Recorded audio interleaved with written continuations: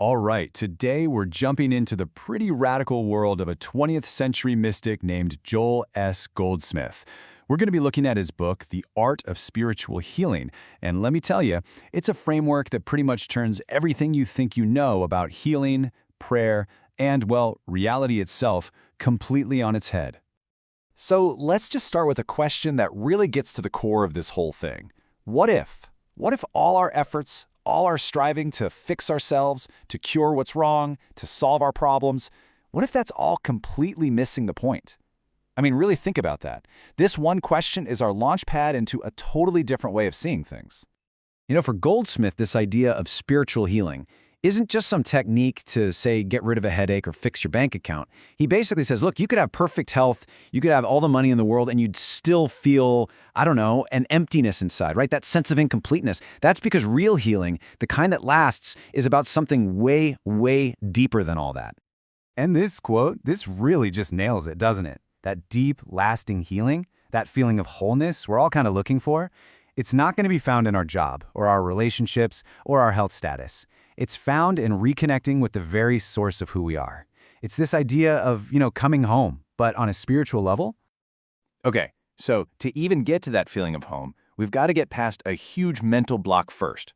Goldsmith points out that most of us, and we might not even realize we're doing it, we treat God like a cosmic bellhop or a servant. This powerful being that we just ask for stuff from. And this comparison here really lays it all out, side by side. So on one hand, you have the common idea. We pray to some being for stuff we want. But on the other hand, you have Goldsmith's idea. Here, God isn't a being you petition, it's an infinite creative principle that you align with. You can call it consciousness or source or being, the name doesn't really matter. What matters is the huge shift. Prayer stops being about asking for things and starts being about realizing what's already true, the grace that's already present. This quote just flips the whole script. The whole point isn't to get God to serve our little personal goals. No, the idea is that we are supposed to be the instruments, the channels, for a divine purpose to express itself through us. Our job is to serve the whole, not to get the whole to serve us. It's a complete 180. Okay, so this brings us to the next giant idea. And it's a logical question, right? If God, this one creative principle, is literally everything, then what are all our problems? What about sickness, poverty, fear? Are they some other separate power fighting against the good? Well, according to Goldsmith, the answer to that is a hard no. He has this really powerful metaphor for all these problems, which he pulls from the Bible, the arm of flesh. And that's his term for basically any and every kind of earthly problem that seems to hold power over our lives. So just look at what falls under this arm of flesh category. We're talking disease, fear, lack, jealousy, accidents, even death itself.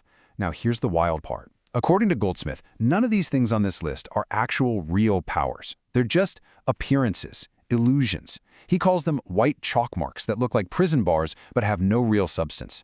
Just think about that for a second. If these things have no real power on their own, it means our whole strategy of fighting them and being afraid of them is, well, it's just completely wrong. And here is the absolute kicker. The very act of fighting a problem, resisting an illness, struggling against poverty, that's what gives it reality in our experience.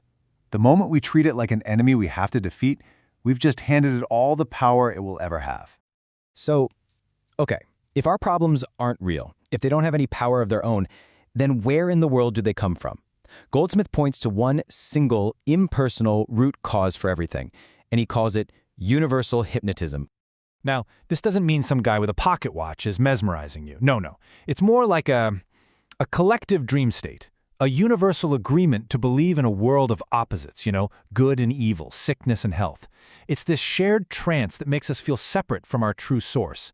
And this is so important. It means your problems aren't some personal failing on your part. They're just symptoms of being caught in this shared human condition.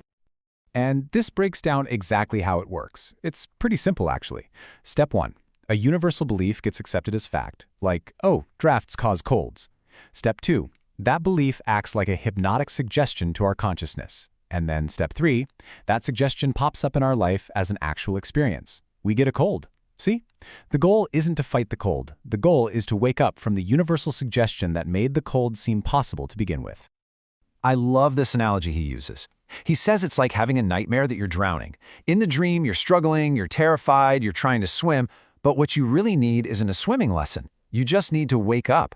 The second your eyes open, poof, the ocean is gone. The struggle is gone. The fear is gone. Why? Because it was never real. And that, he says, is what healing is. It's not a fight, it's just waking up. All right, so this all sounds very interesting in theory, but how do you actually do it?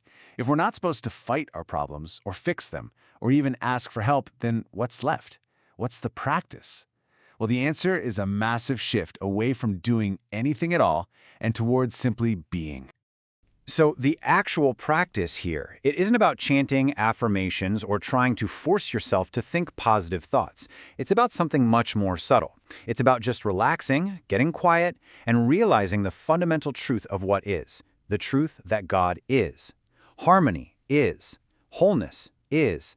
Not will be or could be. It is. Right here, right now. It's already a done deal. So really, the practice becomes all about being receptive. It's about listening instead of talking. It's about letting go of our own frantic plans and desperate desires.